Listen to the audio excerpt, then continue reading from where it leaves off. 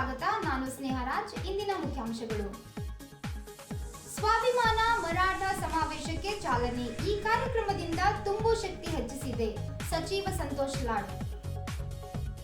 ಬನ್ಸಲ್ ಕ್ಲಾಸ್ನಿಂದ ವಿದ್ಯಾರ್ಥಿಗಳಿಗೆ ಬೂಸ್ಟ್ ಪರೀಕ್ಷೆ, ಸಂತಸ ವ್ಯಕ್ತಪಡಿಸಿದ ವಿದ್ಯಾರ್ಥಿಗಳು. ಅಕ್ರಮವಾಗಿ ಗಾಂಜಾ ಸಾಗಿಸುತ್ತಿದ್ದ ಆರೋಪಿಗಳ ಬಂಧನ, 650 ಕೆಜಿ ಗಾಂಜಾ ಜಪ್ತಿ. ಸಕಲ ಮರಾಠ ಸಮುದಾಯದಿಂದ ಭಾನುವಾರ ಇಲ್ಲಿಯ ಗಣೇಶ ಮೈದಾನದಲ್ಲಿ ಹಮ್ಮಿಕೊಂಡಿರುವ ಸ್ವಾಭಿಮಾನ ಮರಾಠ ಸಮಾವೇಶವನ್ನು ಕಾರ್ಮಿಕ ಸಚಿವರಾದ ಸಂತೋಷ್ ಲಾಡ್ ಉದ್ಘಾಟಿಸಿದರು.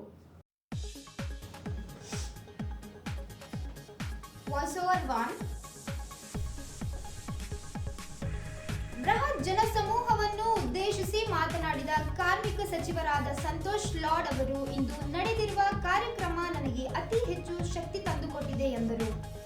ಬೃಹತ್ ಸಂಖ್ಯೆಯಲ್ಲಿ ನಮ್ಮ ಸಮುದಾಯದವರು ಸೇರಿದ ಪ್ರಪ್ರಥಮ ಕಾರ್ಯಕ್ರಮ ಇದಾಗಿದ್ದು, ಕೇವಲ ನನಗೆ ತುಂಬಾ ಬಲ ನೀಡುವುದಲ್ಲದೆ ಪ್ರೇರಣೆ ಹಾಗೂ ಸಮಾಜಕ್ಕಾಗಿ ಇನ್ನೂ ಹೆಚ್ಚಿನ ಕೆಲಸಗಳನ್ನು ಮಾಡಲು ಸ್ಫೂರ್ತಿ ನೀಡಿದೆ ಎಂದು ತಿಳಿಸಿದರು. ಮುಂಬರುವ ದಿನಗಳಲ್ಲಿ ಜೀಜಾಬಾಯಿ ಟ್ರಸ್ಟ್ನಿಂದ ಕಲ್ಯಾಣ ಕರ್ನಾಟಕ, ಉತ್ತರ ಕರ್ನಾಟಕ ಭಾಗದಲ್ಲಿ ಹಂತ ಹಂತವಾಗಿ ಕಾರ್ಯಕ್ರಮಗಳನ್ನು ಆಯೋಜಿಸಲಾಗುವುದು ಎಂದರು.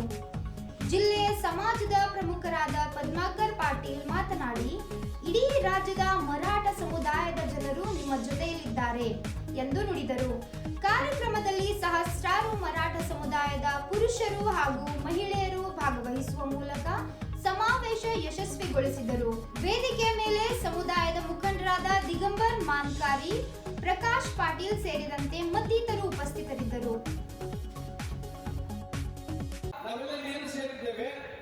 ಇಷ್ಟು ಜನ ತಾವೆಲ್ಲ ಸೇರಿದ್ದೇವೆ, ಪ್ರೀತಿ ವಿಶ್ವಾಸದಿಂದ ತಾವೆಲ್ಲ ಸೇರಿದ್ದೇವೆ. ಇಲ್ಲಿ ಸಂತೋಷ ಬಹಳ ಒಂದು ದೊಡ್ಡ ಜವಾಬ್ದಾರಿ ಇದೆ.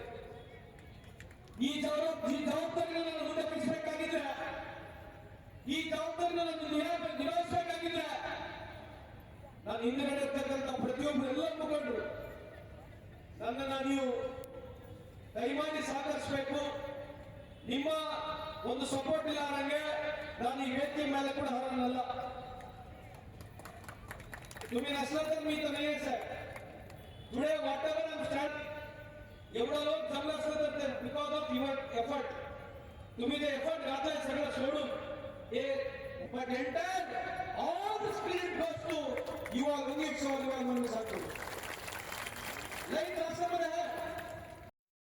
ನಗರದ ಪ್ರಾಯಾವಿ ಆಸ್ಪತ್ರೆ ಹತ್ತಿರದ ಬನ್ಸಲ್ ಕ್ಲಾಸಸ್ ಕೇಂದ್ರದಲ್ಲಿ ಭಾನುವಾರ ಜಿಲ್ಲೆಯ ವಿದ್ಯಾರ್ಥಿಗಳಿಗಾಗಿ ಬೂಸ್ಟ್ ಪರೀಕ್ಷೆಯನ್ನು ಆಯೋಜಿಸಲಾಗಿತ್ತು.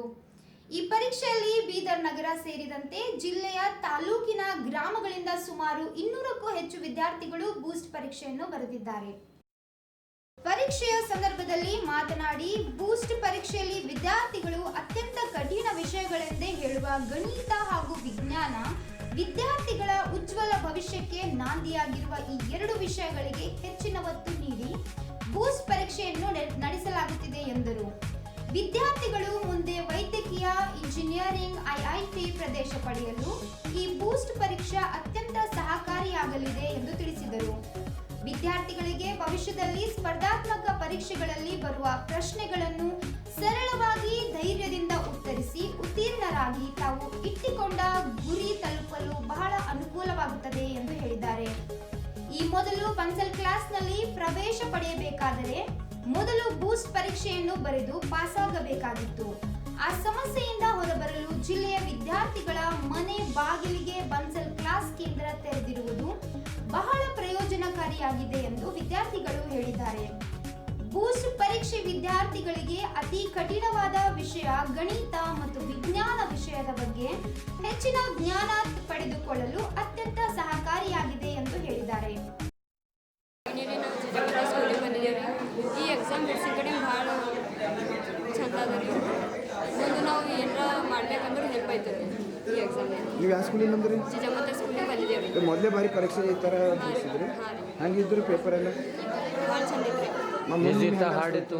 ಈಸಿನೇ ಐತ್ರಿ, ತಿಳ್ಕೊಂಬರಿಗೆ ಈಸಿ ಐತ್ರಿ, ತಿಳ್ಕೊಂಬರಿಗೆ ಹಾರ್ಡ್ ಇತ್ತು. ಮುಂದೆ ಅಡ್ಮಿಷನ್ ಮಾಡ್ಬೇಕಂದ್ರೆ ಹಾಂ ರೀ. ಪ್ರಜ್ವಲ್, ನಾನು ಸ್ಕೂಲಲ್ಲಿ ಹೋಗ್ತಿದ್ದೇನೆ. ನಾನು ಎಕ್ಸಾಮ್ ಚೆನ್ನಾಗಿದ್ದಿತ್ತು. ಮುಂದೆ ಮುಂದೆ ಎಕ್ಸಾಮ್ ಮುಂದೆ ಎಕ್ಸಾಮ್ ಬಿಡಿಸ್ಲಕ್ಕ ಹೆಲ್ಪ್ ಆಯ್ತದ. ಮತ್ತು ಈಸಿ ಐತಿ. ನಿಮ್ಮ ಮುಂದೆ ಉದ್ದೇಶ ಏನದ? ದೇಶದ ಉಪಯೋಗ ಅದ. ಉದ್ದೇಶ ಅಡ್ಮಿಷನ್ ಮಾಡ್ತೀವಿ. ಹಾಂ.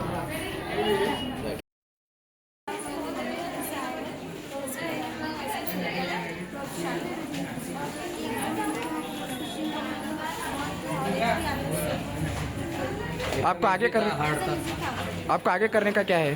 हम साइंस करते हैं। साइंस करते हैं। अच्छा लगा एग्जाम? एडमिशन करने के लिए अच्छा है. ನೆರೆಯ ಆಂಧ್ರ ಪ್ರದೇಶದಿಂದ ಹೈದರಾಬಾದ್ ಮುಖಾಂತರ ಬೀದರ್ ಮಾರ್ಗದಿಂದ ಮಹಾರಾಷ್ಟ್ರ ಸೋಲಾಪುರ್ ಕಡೆ ಅಕ್ರಮವಾಗಿ ಗಾಂಜಾ ಸಾಗಿಸುತ್ತಿದ್ದ ವಾಹನ ಮತ್ತು 2 ಆರೋಪಿಗಳನ್ನು ಬಂಧಿಸಲಾಗಿದೆ ಎಂದು ಜಿಲ್ಲಾ ಪೊಲೀಸ್ ವರಿಷ್ಠಾಧಿಕಾರಿ ಪ್ರದೀಪ್ ಗುಂಡಿ ತಿಳಿಸಿದರು. ಶನಿವಾರ ಸಾಯಂಕಾಲ ನಡೆಸಿದ ಸುದ್ದಿಗೋಷ್ಠಿಯಲ್ಲಿ ಪ್ರದೀಪ್ ಗುಂಡಿ ಅವರು ಮಾತನಾಡಿ, ವಾಹನದಲ್ಲಿ ಸಾಗಿಸುತ್ತಿದ್ದ ಸುಮಾರು 650 ಕೆಜಿ ಗಾಂಜಾ, 2 ಕೆಜಿಯ 330 ಪ್ಯಾಕೆಟ್ಗಳು ಮಾಡಿ ಯಾರಿಗೂ ಸಂಶಯ ಬಾರದ ರೀತಿಯಲ್ಲಿ ಸಾಗಿಸುತ್ತಿದ್ದ ಆರೋಪಿಗಳ ಬಗ್ಗೆ ಖಚಿತ ಮಾಹಿತಿ ಪಡೆದು ನಮ್ಮ ಪೊಲೀಸ್ ಅಧಿಕಾರಿಗಳು ಪತ್ತೆ ಹಚ್ಚಿ ಆರೋಪಿಗಳನ್ನು ಬಂಧಿಸುವಲ್ಲಿ ಯಶಸ್ವಿಯಾಗಿದ್ದಾರೆ ಎಂದರು. ಸಾಗಾಟ ಮಾಡುತ್ತಿದ್ದ ಗಾಂಜಾ ಎಲ್ಲಿಂದ ಬಂತು, ಯಾರು ಇದನ್ನು ಮಾರಾಟ ಮಾಡಿದ್ದಾರೆ, ಈ ಗಾಂಜಾವನ್ನು ಯಾರು ಖರೀದಿಸಿ ಮಾರುಕಟ್ಟೆಯಲ್ಲಿ ಮಾರಾಟ ಮಾಡುವರು ಎಂಬ ಹಲವು ವಿಷಯಗಳ ತನಿಖೆ ನಡೆಸಲಾಗುತ್ತಿದ್ದು, ಅಕ್ರಮ ಗಾಂಜಾ ಸಾಗಾಣಿಕೆಯಲ್ಲಿ ಭಾಗಿಯಾಗಿರುವ ಇನ್ನುಳಿದ ಆರೋಪಿಗಳನ್ನು ಶೀಘ್ರದಲ್ಲೇ ಬಂಧಿಸಲಾಗುವುದು ಎಂದರು. ಬಂಧಿತರಾದ 2 ಆರೋಪಿಗಳು ಬೀದರ್ ಜಿಲ್ಲೆಯವರಾಗಿದ್ದು, ಇವರಲ್ಲಿ ಒಬ್ಬನ ಮೇಲೆ ಕಲಬುರಗಿಯ ಪ್ರಕರಣ ದಾಖಲಿಸಲಾಗಿದೆ ಎಂದು ಎಸ್ಪಿ ಅವರು ಮಾಹಿತಿ ನೀಡಿದರು. ನಮ್ಮ ಬೀದರ್ ಪೊಲೀಸ್ ವತಿಯಿಂದ ಒಂದು ಗಾಂಜಾ ರೈಡ್ ಮಾಡಲಾಗಿದೆ. ಒಂದು ಪಿಕಪ್ ಗಾಡಿ ಒರಿಸ್ಸಾ ಮಲ್ಕಾನ್ಗಿರಿಯಿಂದ ಹೊರಡಿ ವಯಾ ಆಂಧ್ರ ವಯಾ ಹೈದರಾಬಾದ್ ನಮ್ಮ ಬೀದರ್ ಮುಖಾಂತರ ಮಹಾರಾಷ್ಟ್ರ ಸೋಲಾಪುರ್ಗೆ ಹೋಗ್ತಾ ಇದ್ದಂಥ ಮಾಹಿತಿ ಬಂದಾಗ ನಮ್ಮ ಬೀದರ್ ಪೊಲೀಸರು ಇಂಟರ್ಸೆಪ್ಟ್ ಮಾಡಿ ಸುಮಾರು ಗಾಡಿಯಲ್ಲಿದ್ದ 660 ಕಿಲೋ ಗಾಂಜಾವನ್ನು ಇವತ್ತು ಜಪ್ತಿ ಮಾಡಿದ್ದಾರೆ.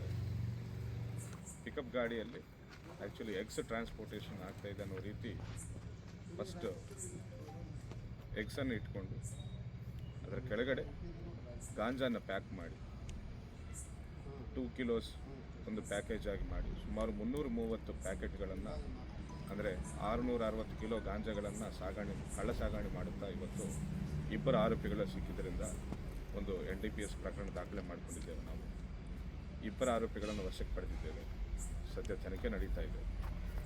ಎಲ್ಲಿಂದ ತಂದಿದ್ದಾರೆ, ಯಾರ ಕಡೆಯಿಂದ ಪರ್ಚೇಸ್ ಮಾಡಿದ್ದಾರೆ, ಯಾರಿಗೆ ಕೊಡಬೇಕಂತ ಹೋಗ್ತಾ ಇದ್ದಾರೆ. ಸೋಲಾಪುರಲ್ಲಿ ಒಬ್ಬರಿಗೆ ಡೆಲಿವರಿ ಮಾಡಬೇಕಂತ ಹೋಗ್ತಿರುವಾಗ ನಮ್ಮವರು ಇಂಟರ್ಸೆಪ್ಟ್ ಮಾಡಿ ರೇಡ್ ಮಾಡಿದ್ದಾರೆ. ಸೊ ಇನ್ವೆಸ್ಟಿಗೇಷನ್ ಮುಂದುವರಿಸಿ ಕೃತ್ಯದಲ್ಲಿ ಭಾಗಿಯಿದ್ದ ಮಿಕ್ಕಿದ ಅಪರಾಧಿಗಳನ್ನು ಕೂಡ ಅತಿ ಶೀಘ್ರದಲ್ಲೇ ನಾವು ದಸ್ತಗಿರಿ ಮಾಡ್ತೇವೆ ಹೇಳಕ್ಕೆ ಇಷ್ಟಪಡ್ತೇವೆ. 2 ಆರೋಪಿಗಳು ಸದ್ಯ ಬೀದರ್ ಜಿಲ್ಲೆಯವರೇ ಇದ್ದಾರೆ. ಅವರು ಕೇವಲ ಟ್ರಾನ್ಸ್ಪೋರ್ಟ್ ಮಾಡುವವರು. ಇದು ನಿರ್ದಿಷ್ಟ ಅಮೌಂಟ್ ಕೊಡ್ತಾ ಇದ್ದಾರೆ ಅವ್ರಿಗೆ ಟ್ರಾನ್ಸ್ಪೋರ್ಟ್ ಮಾಡೋಕ್ಕೆ.